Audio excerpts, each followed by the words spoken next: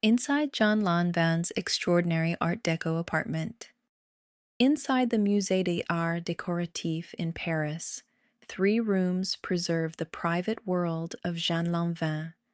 A bedroom covered in deep blue silk, a gray and gold boudoir opening toward a terrace, a bathroom built from marble, stucco, glass, plasterwork, and patinated bronze. These rooms once formed part of Lanvin's mansion at 16 Rue Barbet de Jouy on the left bank.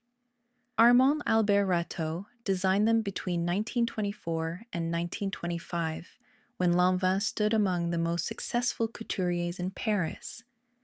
The mansion was demolished in 1965. Its bedroom, boudoir, and bathroom survived because their furnishings and architectural decoration were removed and donated to the Musée des Arts Décoratifs. Reconstructed inside the museum, they preserve one of the most complete surviving records of Lanvin's private surroundings. The mansion on Rue Barbet de Jouy.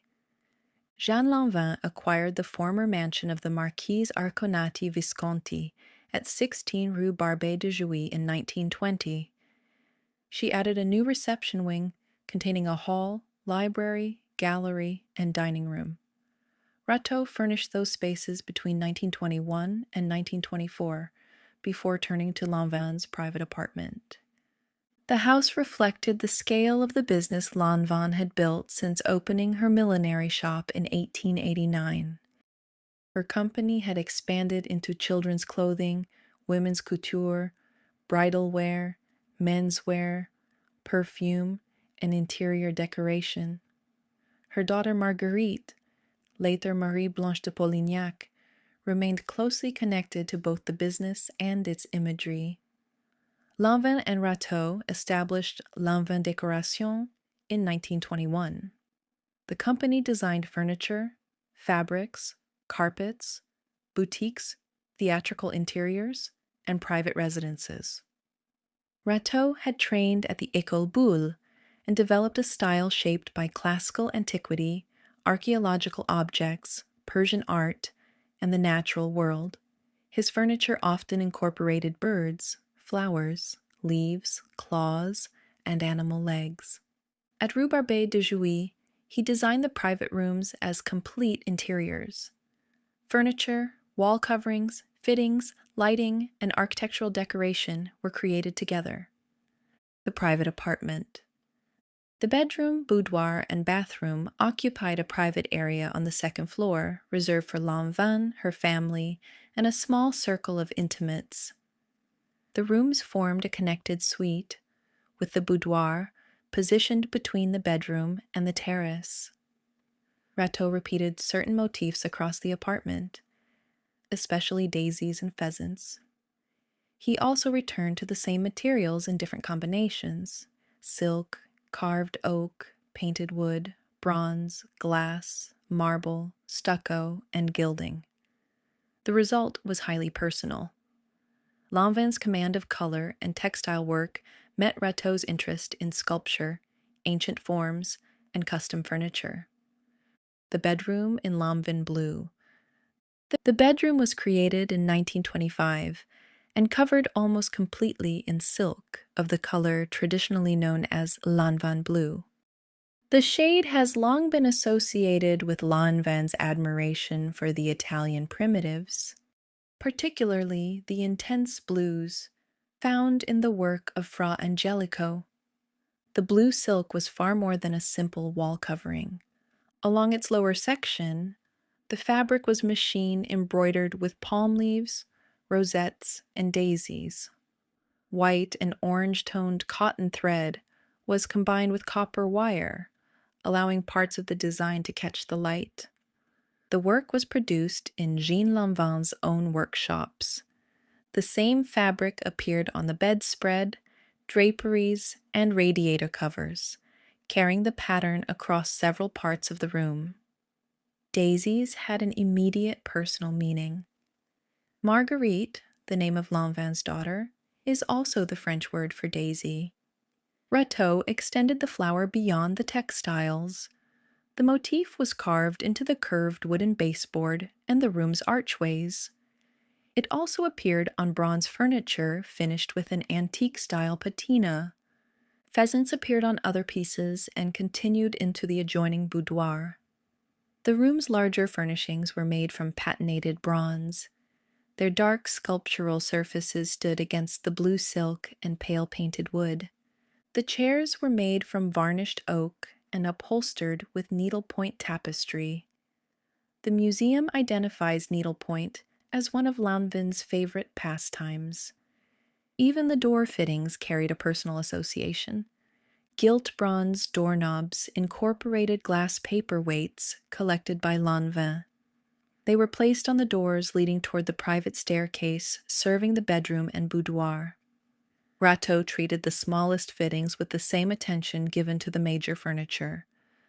The bedroom also shows how fully Lanvin's knowledge of fashion entered her home. The silk was used with the richness of dress fabric. Embroidery moved across walls, bed coverings, and draperies. Copper wire added metallic highlights. Gilded edges defined the furniture with the precision of decorative trim. In this room, silk and embroidery carried the same visual importance usually given to wood, stone, or plaster. The boudoir.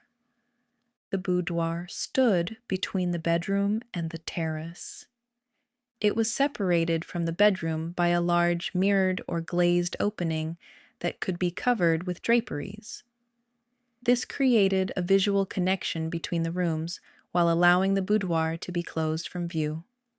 The walls were covered with molded wooden paneling, painted gray and embellished with gold. Along the base of the walls, carved wood formed a basketwork pattern. The solid paneling was cut to resemble woven material. The palette was cooler than the bedroom. Blue silk gave way to pale gray wood, gilded accents, mirrors, draperies, and silk furnishings. The pheasant motif returned here, linking the boudoir to the bedroom. Watteau often built animals directly into the structure of his furniture. A bird could become part of a support, frame, leg, or decorative mount. The room opened toward the terrace, where one of his best-known bronze reclining chairs was placed. Cast by Baguet's Frères and finished with an antique green patina, the chair had first been designed for the Duchess of Alba in 1921. Its elongated seat and slender supports drew from ancient bronze furniture. The chair belonged on the terrace, where its green surface related to the outdoor setting and surrounding plants. The boudoir acted as a transition between the saturated textile-covered bedroom and the open terrace. Its mirrors, gray paneling, silk, gold, and draperies softened that movement from interior to exterior. The bathroom. The bathroom was the most architecturally elaborate of the three rooms. Watteau used marble, stucco, glass, plasterwork, and antique green bronze. The surviving ensemble includes the bath, washstand, floor lamp, sanitary fittings, display cabinets, and related architectural elements. The room also contained the modern conveniences expected in an exceptionally wealthy Parisian home of the 1920s. Its fittings included a wash basin and bidets, while two display cabinets formed part of the coordinated interior. Marble established the room's main structure. It appeared around the bath, washstand, floor, and fixed architectural elements. Contrasting tones and veining created a room with more visual variation than a single dark marble scheme. Pale stucco and plasterwork appeared beside the stone. Glass added reflective surfaces, while patinated bronze introduced Watteau's characteristic dark metallic finish. The bath occupied a prominent position within the room. It was set within a substantial marble surround and treated as part of the architecture. The washstand and floor lamp were designed to correspond with the bath and the room around them. Watteau continued his use of animal and plant forms here. Bronze details were incorporated into functional objects and furnishings. They were built into the structure of the room instead of added as separate ornament. A table leg could become the leg of an animal. A bird could support a frame. A cabinet fitting could end in a hoof or claw. The bathroom combined modern plumbing with forms drawn from Roman, Pompeian, and other ancient domestic objects. Watteau did not copy a single historical interior. He adapted older shapes for a bathroom built in the 1920s. The room's richness came from the coordination of its materials. Marble, bronze, glass, stucco, cabinets, lighting, and sanitary fittings were planned as one composition. Lanvin Decoration and the Wider House. The private apartment represented only part of Watteau's work at Rue Barbet de Jouy. He also furnished the new reception wing, including the hall, library, gallery, and dining room. Most of those spaces disappeared when the mansion was demolished. A lacquered and giltwood screen from the dining room survives in the museum's collection, along with other pieces from the house. Lanvin's collaboration with Watteau also extended into perfume design. For Arpège, introduced in 1927, Watteau designed the black spherical bottle. Its gold mother and daughter emblem came from Paul Uribe's image of Jeanne and Marguerite. The bottle carried the same combination of dark surfaces, gold detail, custom design, and family symbolism seen inside the apartment. The destruction and preservation of the apartment. Jeanne Lanvin died in 1946. Her daughter Marie-Blanche de Polignac inherited her estate and continued to occupy the house. After Marie-Blanche's death in 1958, the estate was divided between the Lanvin and Polignac families. The mansion was demolished in 1965. Prince Louis de Polignac proposed preserving the fully furnished bedroom, boudoir, and bathroom in memory of Marie-Blanche. Their furniture and architectural decoration were donated to the Musée des Arts Décoratifs. The museum received more than a collection of isolated objects. It received the wall coverings, paneling, fittings, textiles, marble work, bronze pieces, and major furnishings needed to present the rooms as an ensemble. This made it possible to reconstruct the apartment inside the museum. The original setting cannot be recreated in full. The rooms no longer sit within the mansion's staircase, corridors, reception wing, exterior views, or terrace. Even so, the level of survival is exceptional. The blue silk remains beside the bronze furniture designed for it. The boudoir paneling remains connected to its mirror and draperies. The bathroom's marble, glass, stucco, and bronze fittings remain together. Jeanne Lanvin's mansion at 16 Rue Barbet de Jouy has been gone since 1965. Its reception rooms, terrace, staircases, and much of Watteau's original work disappeared with the building. The bedroom, boudoir, and bathroom survived.